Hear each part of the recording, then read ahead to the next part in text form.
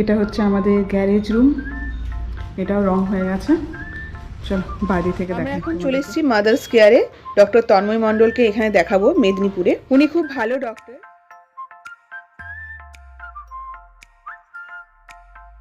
আর চলো তোমাদেরকে দেখাই যে হাঁসের ঘরটা। Hello everyone, welcome back to my channel. আশা করি তোমরা সবাই খুব ভালো আছো আর আমিও খুব ভালো আছি। আজ 5 তারিখ।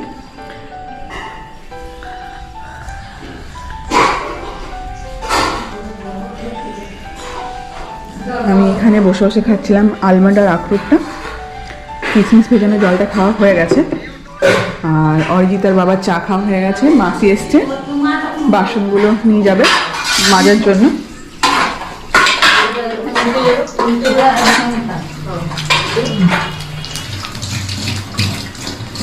আজকে আমাদের হচ্ছে পেঁয়াজকলি আলু দিয়ে পোস্ত, পেঁয়াজকলি বেগুন আলু দিয়ে পোস্ত, বেগুন ভাজা আর ডাল। তোমাদেরকে দেখাই আমাদের নতুন ঘরটা রং হয়ে গেছে, টাইলসও বসে গেছে, শুধু জানলাটা আর এই গ্রিল টিল লাগানো বাকি আছে, দরজাটাও বাকি আছে। আর এটা হচ্ছে বেলকনি।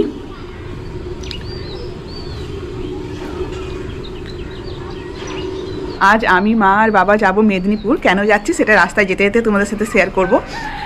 আর তাই মা তাড়াতাড়ি রান্নাটা করে নিচ্ছে। যাব 10টার সময়, অরিজিতও আমাদের সাথেই বেরিয়ে যাবে, ও অফিস চলে যাবে আর আমরা যাব মেদিনীপুর। এখন চাই রিপোর্টগুলোকে গুছাবো একসাথে। এই যে সব রিপোর্টগুলো নিয়ে বসেছি, সিরিয়াল ওয়াইজ সাজিয়ে নিতে হবে।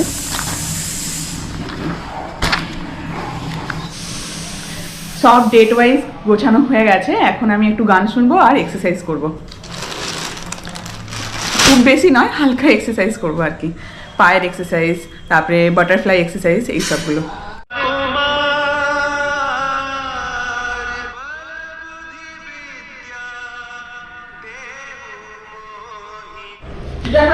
এখন করব আমি ব্রেকফাস্ট। জল ফিল্টার ভরে নাও তো হাঁড়িতে। এখন আমি করব ব্রেকফাস্ট। আজকের ব্রেকফাস্টে আছে সিম সিদ্ধ, আলু সিদ্ধ, মুড়ি। আমার এই পুরো প্রেগনেন্সি জার্নিতে আমি এই সিম সিদ্ধ, আলু সিদ্ধ, মুড়িই খেয়েছি। না, মাঝে মাঝে পরোটা, লুচি এইসব হয়েছে, বাট এটা আমার খেতে খুব ভালো লাগছে এই সময়। আর আমার এটা 3rd ট্রাইমাস্টার চলছে, এটা 7 মান্থ।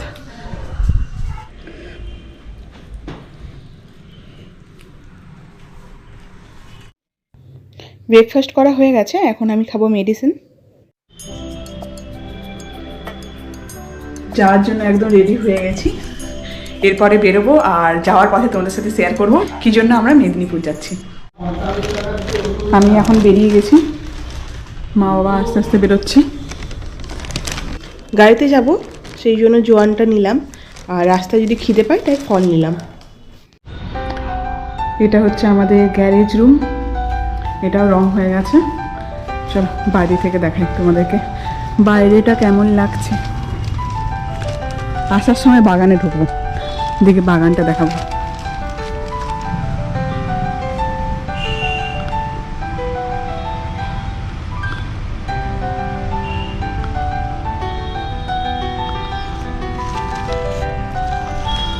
আমিও বেরিয়ে গেছি। আমাদের হাঁস আছে, হাঁসগুলো কোথায় গেছে কে জানে।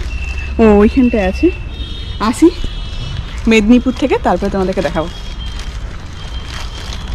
আমরা এখন বেরিয়ে পড়েছি মেদিনীপুরের উদ্দেশ্যে। চলো তাহলে তোমাদের সাথে শেয়ার করি যে আমরা হঠাৎ করে মেদিনীপুর কেন যাচ্ছি। হঠাৎ করে মেদিনীপুর যাওয়ার কারণ হচ্ছে আজকে নতুন একজন ডক্টরকে দেখাবো। আমার এই প্রেগনেন্সি জার্নিতে বারবার ডক্টর চেঞ্জ করার কারণটা আমি এখন তোমাদের সাথে শেয়ার করব। বারবার ডক্টর চেঞ্জ করার স্টোরিটা জানানোর আগে তোমাদের সাথে শেয়ার করা উচিত আমার প্রেগনেন্সির শুরু থেকে জার্নিটা। চলো তাহলে প্রেগনেন্সির শুরু থেকে কি কি হয়েছিল সেই সব কিছু আমি তোমাদের সাথে এখন শেয়ার করব আমার এই মেদিনীপুর যাওয়ার যাত্রাপথে। আমার প্রেগনেন্সি জার্নিটা স্টার্ট হয় আগস্ট মাস থেকে। আগস্ট মাসে পিরিয়ড মিস হওয়ার আগের থেকে জানতে পেরে যাই আমি যে আমি প্রেগনেন্ট বলে। এটা জানার অনেক উপায় আছে, বিবিটি চেক করা, আরও অনেক সিমটম আছে যার সাহায্যে তুমি জানতে পারবে তুমি প্রেগনেন্ট বলে। বিবিটি চেক করা মানে হচ্ছে বডি টেম্পারেচার চেক করা। পিরিয়ডসের আগের থেকে তুমি যদি ডেলি ঘুম থেকে উঠে কোথাও নড়াচড়া না করে বডি টেম্পারেচার চেক করো, তাহলে তুমি দেখতে পাবে যে সেই সময় টেম্পারেচার আর ওভুলেশন ডের পরের টেম্পারেচারের মধ্যে অনেকটা তফাৎ আছে। ওভুলেশন ডের পর টেম্পারেচারটা অনেকটা হাই হয়ে যায়, আর কন্টিনিউয়াসলি যদি পিরিয়ড মিস হওয়া অবধি হাই থাকে টেম্পারেচার, তাহলে তুমি জানতে পারবে যে তুমি প্রেগনেন্ট। তো এটা একটা সহজ উপায় বিবিটি চেক করা। তাছাড়া আরও অনেক সিমটমস আছে যার সাহায্যে তোমরা জানতে পারবে তোমরা প্রেগনেন্ট বলে। সেই সিমটমস নিয়ে আমি অলরেডি একটা ব্লগ করে রেখেছি, তোমরা আমার ইউটিউব চ্যানেলে গিয়ে দেখতে পারো। বারবার ডক্টর চেঞ্জ করার কারণটা এরপরে শেয়ার করছি। আগস্টের 24 তারিখ আমার পিরিয়ড মিস হওয়ার পর আমি সেপ্টেম্বরের 1 তারিখ প্রথম ডক্টর দেখাতে যাই। খড়গপুরে কৌশলাতে উনি বসেন, নাম হচ্ছে ঋতুপর্ণা রাজ। তো উনি খুব ভালো ডক্টর, তো সেই হিসেবে আমি প্রথম ডক্টর দেখাতে যাই ওনাকে।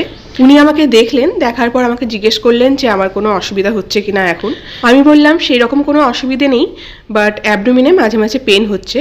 তো সেই হিসেবে উনি আমাকে ইউএসজি করতে দিলেন, তার সাথে উনি আমাকে দিলেন ব্লাড টেস্ট আর ইউরিন টেস্ট। তারপরে উনি মেডিসিন প্রেসক্রাইব করলেন। ডক্টর দেখানো হয়ে গেল, তারপরে আমি বাড়িতে এলাম। বাড়িতে এসে বাবার সাথে অরিজিতের সাথে কথা বললাম। ঋতুপর্ণা রাজ ডক্টর হিসেবে খুবই ভালো, সেই হিসেবে আমি ওনাকে দেখাতে গেছিলাম। বাট উনি তখন 7 মাসের প্রেগনেন্ট ছিলেন। ওনার এই প্রেগনেন্সির জন্যই আমি অন্য ডক্টর দেখাতে যাই। আমার প্রেগনেন্সিতে যদি কোনো সমস্যা হয় তাহলে হয়তো উনি অতটা কেয়ার করতে পারবেন না, সেই জন্যই আমার চেঞ্জ করা। সেই হিসেবেই আমার এই ফার্স্ট ডক্টরকে চেঞ্জ করা হলো। প্রেগনেন্সির নিউজটা বাবা, ভাই আর অরিজিৎই জানতো। মাকে সারপ্রাইজ দেবো বলে মাকে এতদিন জানানো হয়নি। মা দেশের বাড়ি থেকে খড়গপুর সেপ্টেম্বরের 4 তারিখে এলো, সেই দিনই মাকে জানানো হয়েছে। সেকেন্ড ডক্টর ভিজিটটা আমি ভেবেছিলাম মা আসার পর মাকে সারপ্রাইজ দেওয়ার পর মায়ের সাথে যাব দেখাতে। মাকে সারপ্রাইজ দিয়েছিলাম সেপ্টেম্বরের 4 তারিখ, আর ডক্টর দেখানোর ডেট ছিল সেপ্টেম্বরের 5 তারিখ। হঠাৎ করে সেপ্টেম্বরের 5 তারিখ সকাল থেকেই ব্লিডিং শুরু হয়ে যায়। ডক্টর দেখানোর টাইম ছিল 10টার সময়। যেহেতু ব্লিডিং হচ্ছিল তাই আমরা সবাই খুব টেনশনে ছিলাম, তাই আমরা সকাল সকালই চলে গেছিলাম ডক্টর দেখাতে। ডক্টরের নাম হচ্ছে সুব্রত জানা, উনি খুব ভালো ডক্টর।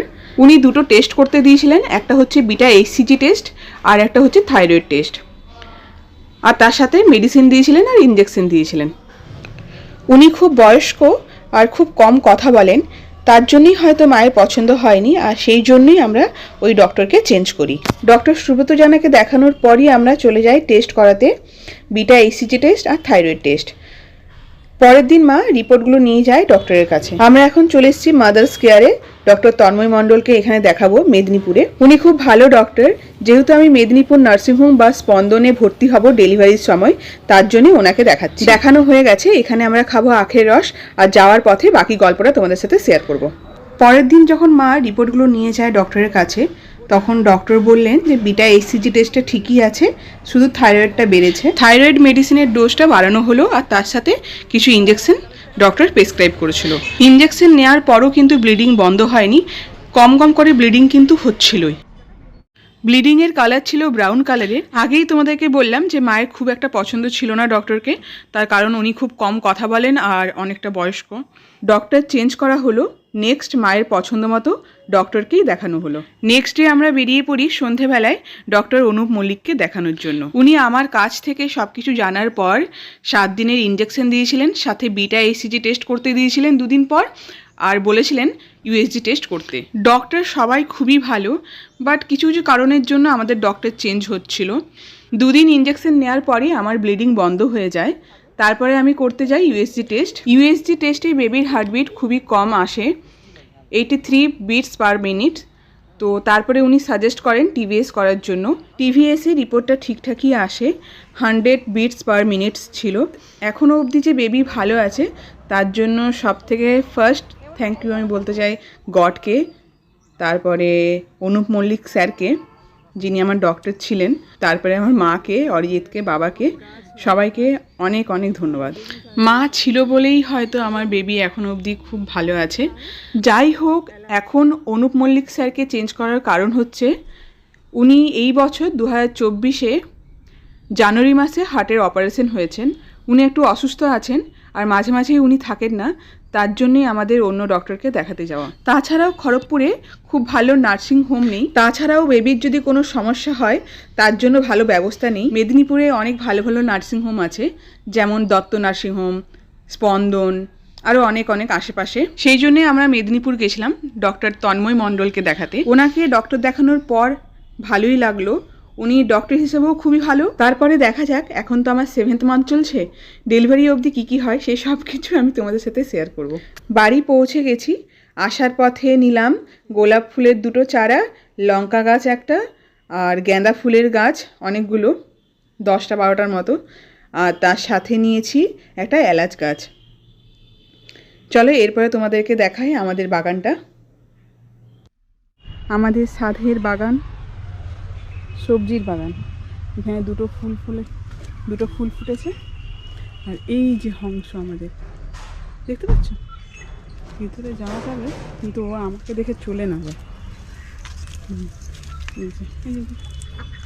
এই যে কক কক কক কক করছে। এই তো 3জন, এই 3জন সারাদিন এখানেই থাকে।